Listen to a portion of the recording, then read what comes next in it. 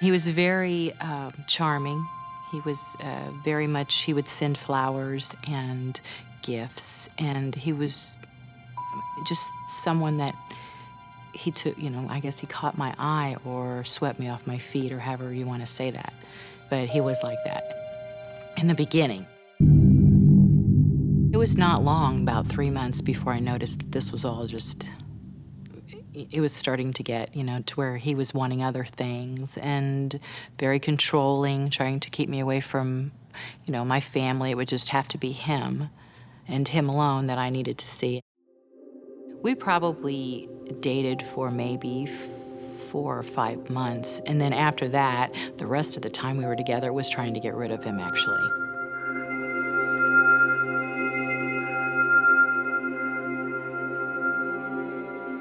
So he just kept coming around. He would drive by my house. He would call me and text me. In my work, emails, there were tons of emails. He didn't get the message that I wanted him to leave me alone.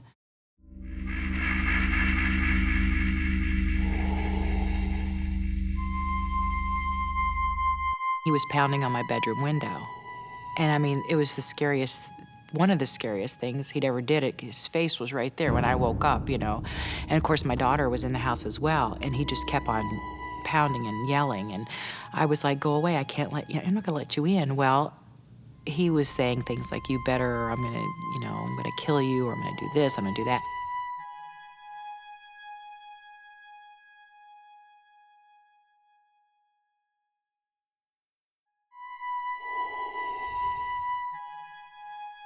They said to me, we can't do anything unless he physically hurts you.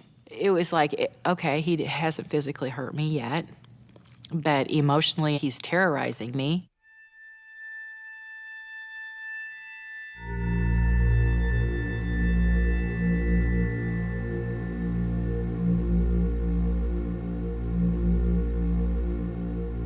He was texting me the whole time I was there, and I was showing her so that, of course someone else could see. And she just couldn't believe it. The things he was saying is like crazy. One minute it would be, I love you. The next minute it would be, I'm gonna kill you. I know you're with your boyfriend, and blah, blah, blah, just crazy stuff. I left her house and I went home, and it was probably about 11:30. And my daughter's curfew is like 12 or 12:30. I heard a large knock at the front door, so I thought it was my daughter, who I thought Megan had forgotten her key. And as I came out in the hallway, the noise went to the back door, and I heard the back door. Michael broke the back door down, and then before he came through the other door, I was getting ready to run across the street, and then he broke the other door down.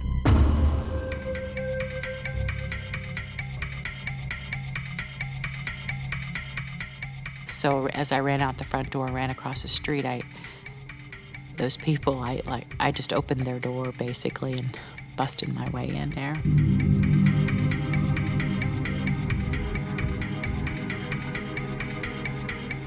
My goal was to get away, and hopefully the neighbors would shut the door and he didn't get in. I hid in their hallway, thinking that I could get away from him, I guess.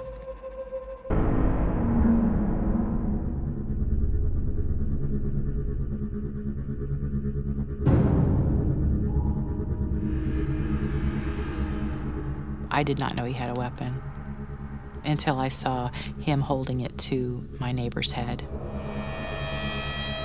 He did say he was going to shoot my neighbor. So I guess that after that, then I went, just take me and leave them alone. When we got back across the street, then he told me to get into my car, and I told him no. I said that my daughter was going to come home and that I couldn't get into the car. He was just in a dead stare, and he kept pointing the gun at my head and telling me to get into the car. And I said, Michael, what is wrong with you? And he just wouldn't tell me anything. He wouldn't say anything to me except to get into the car. He's going to shoot me. So I started to walk towards my house to see if I could get in, maybe get away from him. And then he shot me in the leg. So I got into my car, we backed out of the driveway, and I threw the car in park then, and then as we went up the hill, I threw it in park again, and then he pointed the gun at me and said, if you do that again, I'm going to shoot you in the head. I thought to myself, well, I'm going to die anyway, but I'm not going to die without a fight.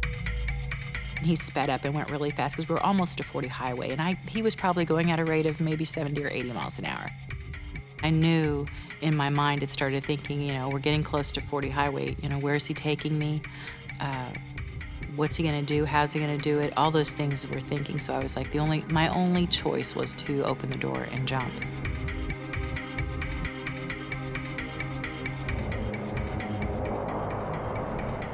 I remember him stepping on the gas and thinking to myself, this is your last chance, basically. I just opened the door, and at some point, he hit me because I had a black eye when I woke up, and I don't remember being hit, but at some point he did. And I opened the door, and I just basically rolled out. When I jumped, it felt like if I'm gonna die this way, I would much rather die this way than to go with him. I wasn't gonna die with him. I had been drugged down the road about probably maybe a half a block. But when I was able to get up on my feet, it was like tunnel vision because Michael had hit me in the eye with the gun. I saw this fence of this house, and I just ran for the fence, and it seemed like it was so far away. And I just remember running as fast as I could run, and when I got to the fence, I just actually not jumped, but fell over that fence. I busted their door open with my arm, and the whole glass door, I could have just opened it, but at that time, you're not really thinking. You're thinking, I need to get in. And after I got inside of the lady's porch, I knocked on the door and asked her to let me in. I was screaming, and she said to me, I can't let you in because I don't know you.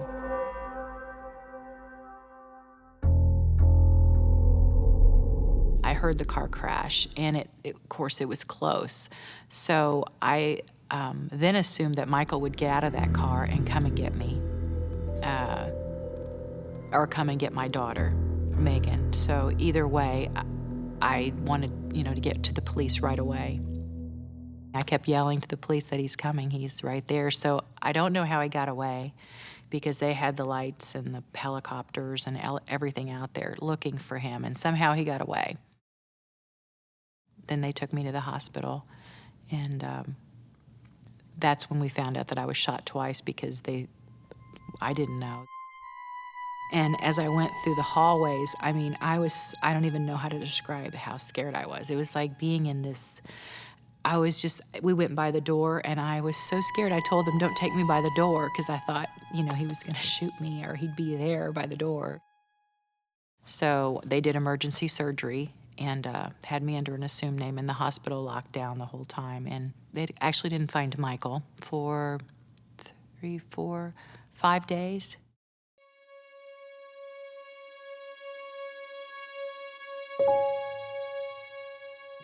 They had talked to him for probably 11 hours, I think, or something like that.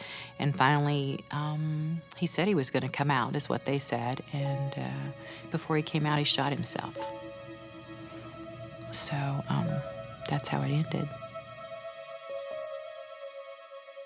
I survived because I kept my emotions under control, and I thought a lot about what was important to me, why I wanted to live. And I guess those are the main things.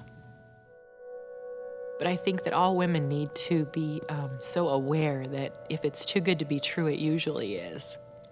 Because, he was just too good to be true. It was like someone who he just showered me with this and that. And then at the end, he showered me with nothing but, terror. And I'm still here. So I feel like I am a survivor, and I did, what I thought was best to do in that situation.